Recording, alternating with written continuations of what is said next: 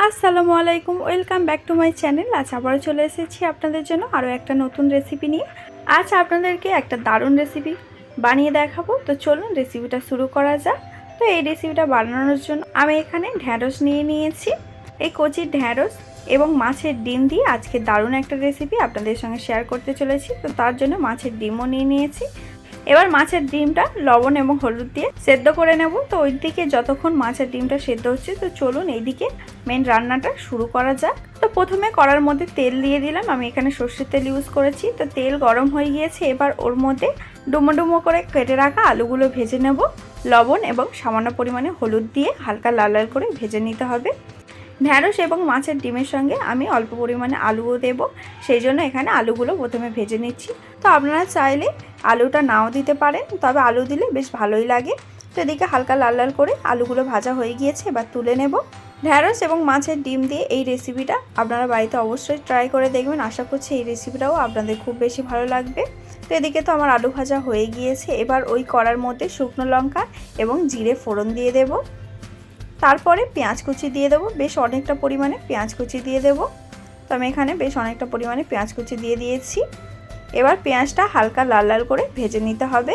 তো পেঁয়াজটা যতক্ষণ হালকা লাল লাল করে ভাজা হচ্ছে, ততক্ষণে ঝটপট আপনারা কমেন্টে জানিয়ে দিন যে আপনাদের কাদের কাদের মাছের ডিম খেতে অনেক বেশি ভালো লাগে। তো এদিকে পেঁয়াজটা হালকা লাল করে ভাজা হয়ে গিয়েছে। এবার ওর মধ্যে বাকি গুঁড়ো মশলাগুলো দিয়ে দেবো। তো প্রথমে আদা রসুন বাটাটা দিয়ে দেবো এবং কাঁচা লঙ্কা কুচি দিয়ে দেবো। বেশ 4 থেকে 5টার মতন কাঁচা লঙ্কা কুচি দিয়ে দিয়েছি, আর 1 চামচের মতন আদা রসুন বাটা দিয়ে দিয়েছি। এবং তারপরে বাকি গুঁড়ো মশলাগুলো দিয়ে দিলাম, যেমন লঙ্কার গুঁড়ো, হলুদের গুঁড়ো, জিরের গুঁড়ো এবং ধনে গুঁড়ো। আর তার সঙ্গে স্বাদ অনুযায়ী লবণ দিতে একদমই ভুলবেন না। তো তারপরে একটু জল দিয়ে দিয়েছি মশলাটা কষানোর জন্য। তো বেশ কিছুক্ষণ কষানোর পরে এখানে হালকা হালকা মশলা থেকে যখন তেল ছাড়তে শুরু করে দেবে, এবার ওর মধ্যে সেদ্ধ করে রাখা ডিমটা দিয়ে দেব। তো এখানে আমি কাতলা মাছের ডিম ইউজ করেছি, আপনারা চাইলে অন্য মাছের ডিমও ইউজ করতে পারেন। তো এবার মশলার সঙ্গে ডিমটাও খুব ভালো করে কষিয়ে নেব বেশ কিছুক্ষণ ধরে।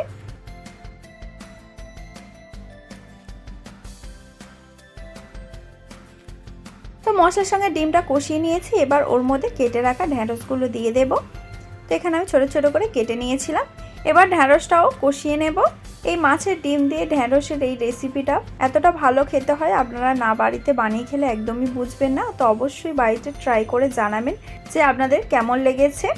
আর যারা এখনও পর্যন্ত আমার চ্যানেলটাকে সাবস্ক্রাইব করেননি, অবশ্যই সাবস্ক্রাইব করে আমাদের পাশে থাকবেন। তো কিছুক্ষণ কষানোর পর সামান্য পরিমাণে জল দিয়ে দিলাম। এবার একটু নাড়াচাড়া করে ঢাকনা দিয়ে দেব। ওই 5 মিনিটের মতন, বেশিক্ষণ রাখবো না। এবার ঢাকনাটা দিয়ে দেব। এখানে আমি ঢাকনাটা দিয়ে দিচ্ছি। এবার কিছুক্ষণ ওয়েট করব। তো 5-6 মিনিট হয়ে গিয়েছে। এখন আমি ঢাকনাটা খুলছি। তো দেখতেই পাচ্ছেন এখানে ঝোলটা একেবারে শুকিয়ে এসেছে। এবার একটু নাড়াচাড়া করে ওর মধ্যে ভেজে রাখা আলুটা দিয়ে দেব।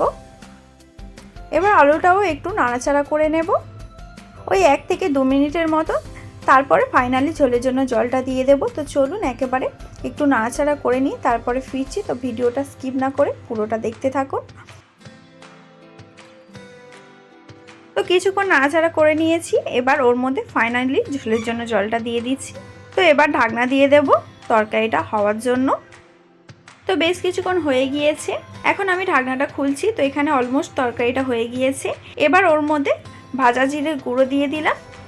তারপরে কিছুক্ষণ নাড়াচাড়া করে একদম যখন শুকিয়ে শুকিয়ে আসবে ঝোলটা, তখন নামিয়ে নিলেই রেডি ঢ্যাঁড়স দিয়ে মাছের ডিম। দারুণ একটা রেসিপি। তো আজকের এই রেসিপিটা তাহলে এই পর্যন্ত। আজকের এই দারুণ রেসিপিটা যদি আপনাদের একটুও ভালো লেগে থাকে, তাহলে অবশ্যই একটা লাইক করতে ভুলবেন না। কমেন্টে জানাবেন আপনারা কি রেসিপি দেখতে চান, আর এই রেসিপিটা কেমন লাগলো সেটাও জানাতে ভুলবেন না। আমাদের চ্যানেলটাকে সাবস্ক্রাইব করে অবশ্যই আমাদের পাশে থাকবেন।